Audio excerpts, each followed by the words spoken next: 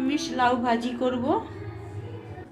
এদিকে কড়াই বসিয়ে দিয়েছি, দেখো তেল দিয়ে দিলাম, একটা শুকনো লঙ্কা দিলাম, একটা তেজপাতা দিলাম, একটু জিরা দিলাম, সাদা জিরে,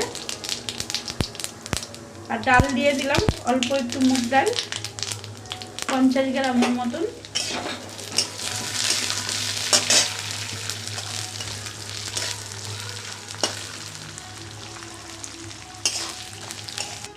দেখো লাউটা ধুয়ে আমি কুড়িয়ে নিয়েছি, কচি লাউ। লাউটা দিয়ে দিলাম, পরিমাণ মতো লবণ দিয়ে দিলাম,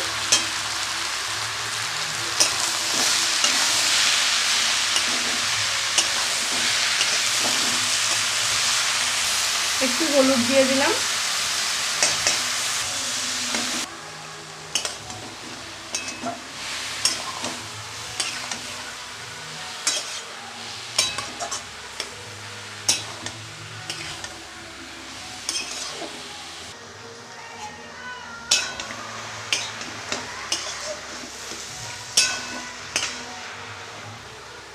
তিনটা কাঁচা লঙ্কা দিয়ে দিলাম, 4টে,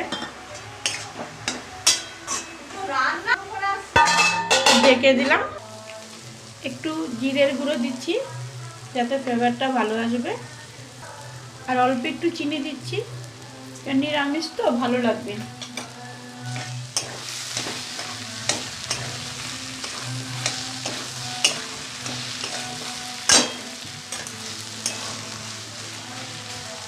এসব তরকারি খাওয়া খুবই ভালো, সবাই খেতে পারে।